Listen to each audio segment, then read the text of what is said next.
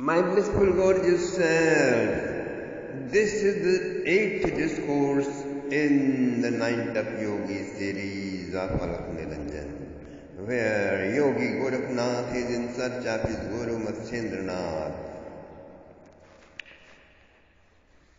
Guru Gorakhnath said, Kalinga, take me to the lady's empire, and Kalinga laughed wholeheartedly and said to Gorakhnath, Miraculous is the glory of Maya.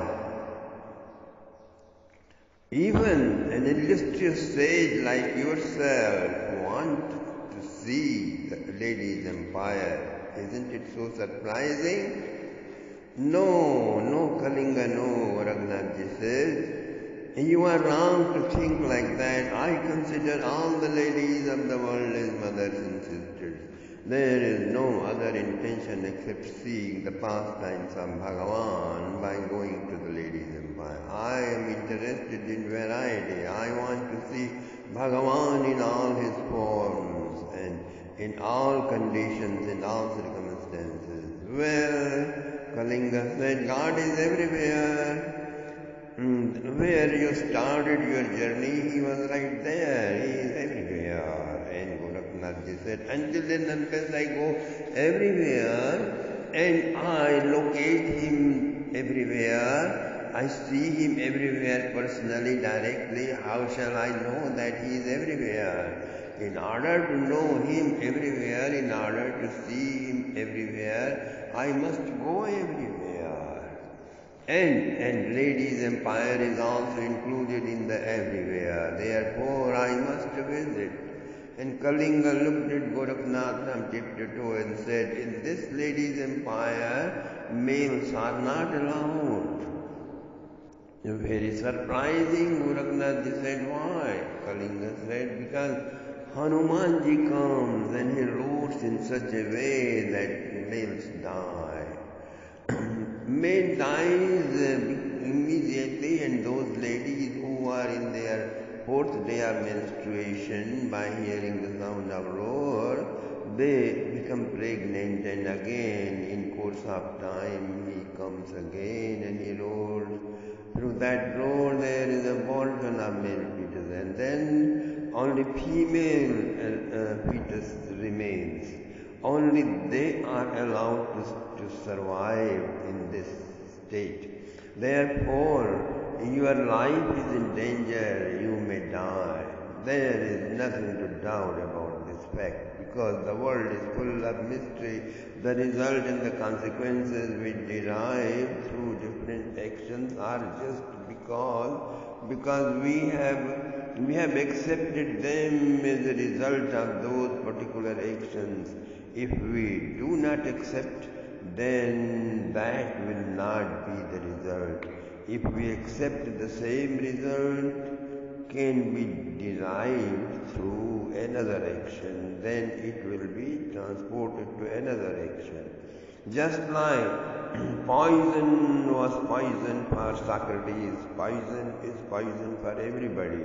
But the same poison became nectar for Mira. Mira drank the same poison and did not die, but remained dancing ecstatically. Poison was the same, but the result and the effect of drinking was different in Mira, because that she drank it with the feeling of love of Bhagavan. To her, it became a gift from Bhagavan. Thus, the result was different. Kalinga says to Gorakhnath, Hanumanji comes, moves around in the space, and he roars. And his roar is like a soothing music, like a meeting of a long lost beloved. It is so quietening, so love immersing, that all the ladies become faint and tired, and they lie down. They take rest, and during that rest, the potency of Hanumanji's will is carried forth in them in a most mysterious way. And Yogi Gorakhnath was surprised to hear that, okay, when Hanumanji comes and he roars, and it happens, it's all right. I have an antidote. Don't worry about it. What is the antidote? Kalinga asked. Hanumanji will not be able to recognize that I am male because through my will and yogic power I shall assume the form of a lady. All right, Kalinga said. Then there is another danger. How will you save yourself from becoming pregnant? Then Goraknathji said, I am a Siddha Yogi. I am enlightened one. Therefore, by the power of my enlightenment, nobody can force anything on my freedom. Rather, I can do anything to anybody which I want. And therefore, nobody can do anything to me against my will. Okay? Kalinga believed him and said, then how would you like to go? And Yogi Goraknath thought for a minute, and then his face lit up and he said, I can become one of your musicians. Kalinga laughed. You are a Babaji, and do you know about music? You should not continue a single word of your speech until hearing my music. Bring your instruments, he commanded, and they were brought. And Yogi Goraknath took a deep breath and he played the musical instrument one by one.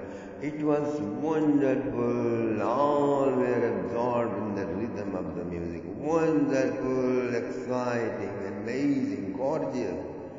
Gorgeous is your art of music. He tossed the instruments aside, and then he said, you all be seated and listen. And he started singing. What to speak of those ladies? Even the peacocks nearby and cuckoos and monkeys and deers and other animals nearby ran down close to him and started listening with rapt attention, gazing at him. They were deeply in tune with Yogi Goraknath. When Yogi Goraknath finished his song, as if all of them suddenly fell on earth, where before they had been traveling on some celestial plane of Goraknath's music. They looked at him with wide eyes. Now Kalinga said, I am so happy to hear your music. Sir, what would you like to charge? And Yogi Goraknath said, I am a Swami, I am a yogi. It is unjust to ask for any material charge. I don't do this for a living. All I need is a place to rest and something to eat once every day. Oh, so inexpensive, and you are such a valuable person. Kalinga could not believe her ears, and she repeated her question, and Goraknath confirmed that he does not want anything in return, and he does not accept any prosperity from the ladies' empire. He is just going because he is going. He wants to go. At last, everything was settled, and Kalinga asked, Sir, what's your name? You can call me Alakh Niranjan. That will be perfect. Beautiful name. Alakh Niranjan. Thus Yogi Goraknath was accepted on the journey, and they proceeded to the south from Rameswaram towards Gunagor, and they rested near the boundary of the ladies' empire. The ladies' empire had a system of very thorough checking, almost a strip search, before anyone entered the capital. Kalinga knew this, and explaining everything to Goraknath, they decided to pass the night outside the gates and enter first thing in the morning. Yogi Goraknath set under a beautiful banyan tree near the wall of the ladies' empire. Cross-legged, spine straight, all the other ladies went with Kalinga to their tents, okay? They slept deeply as Gorakhnath sat in his meditation pose. Kalinga had told him that Hanumanji himself protects the area for the ladies.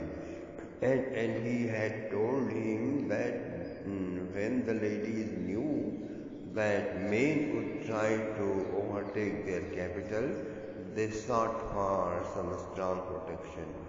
At last, they decided that Hanumanji was the strongest personality in the entire history.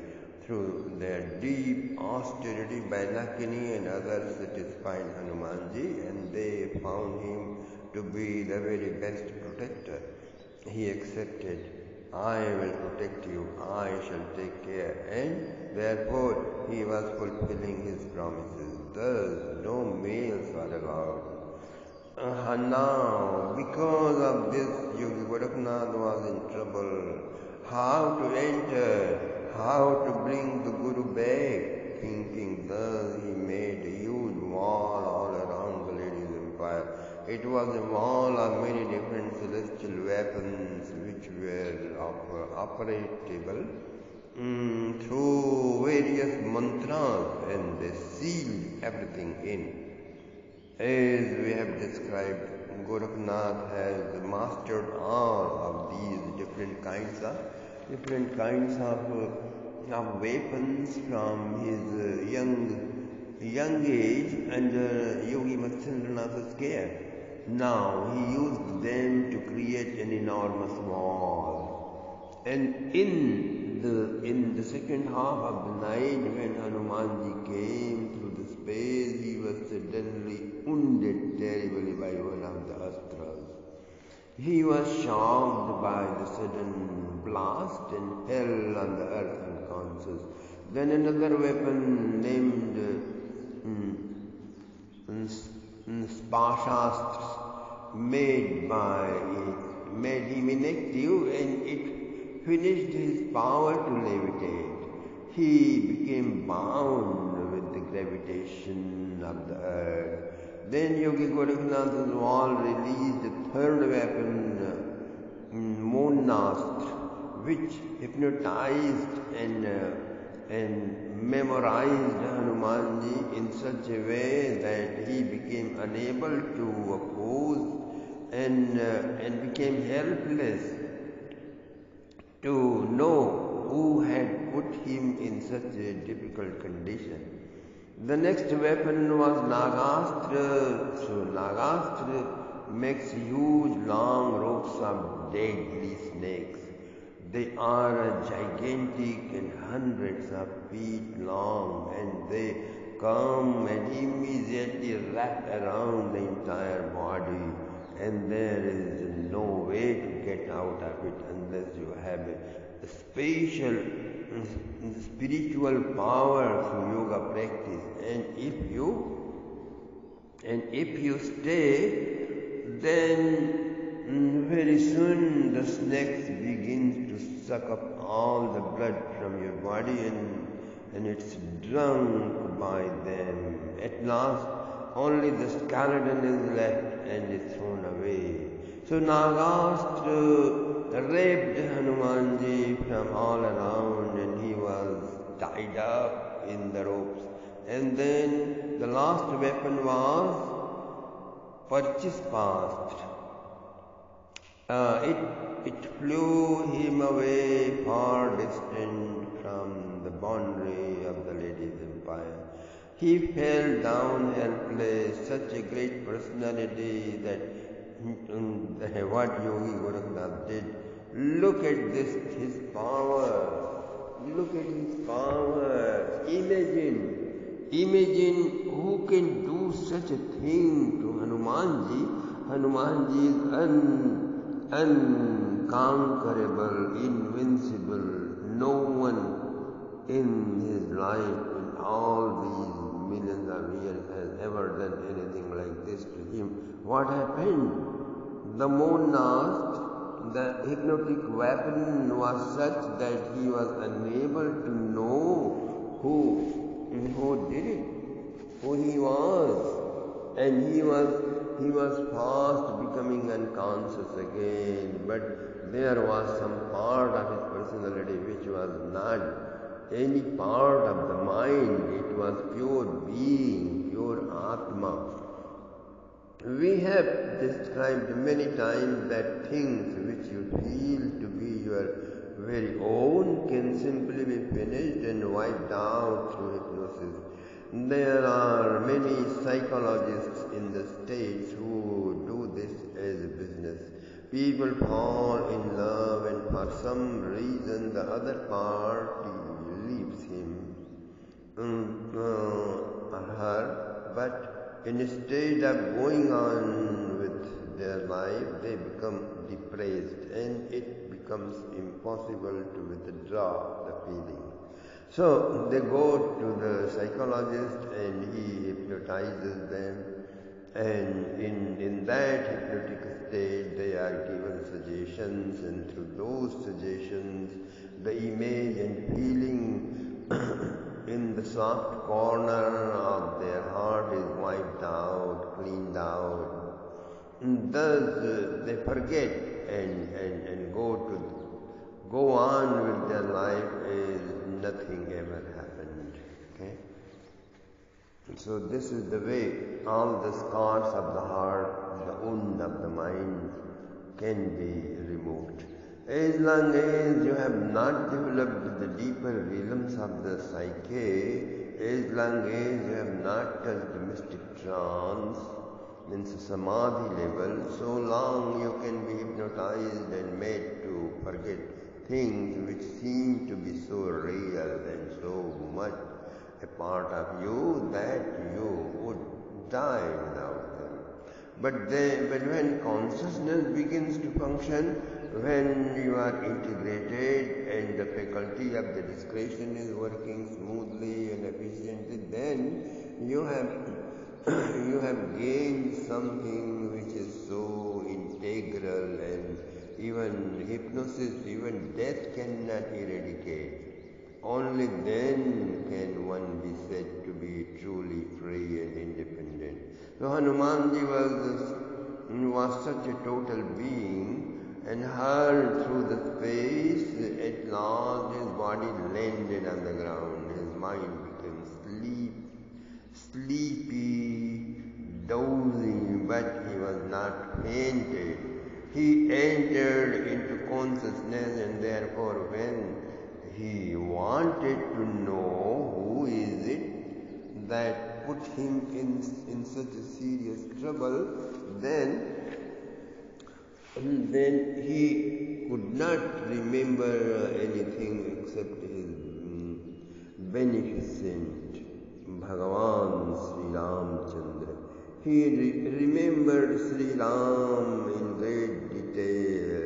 That was his nature. There was nothing to do but I remember him cry and long for his visit. And then Hanumanji remembered him like this. Then Sri Ram appeared in beautiful forms of Irish light. Sri Ram motioned. What happened to you, Hanumanji? My lord, I don't know. Look at me and you will know by yourself. Immediately, Bhagavan Sri Ram released the weapon, a certain astra, and many eagles were born, which ate up all the snakes which were binding Hanumanji like ropes. Then the astra soothed his body, which was cut by the snake's teeth, and Bhagavan Sri Ram released Vibhaktastra and Jnanastra, and Hanumanji was perfectly all right again, and he was fully conscious. What happened, Hanumanji? My lord, I don't know. And Bhagavan Ram then closed his eyes for a while, and he knew everything. He was sitting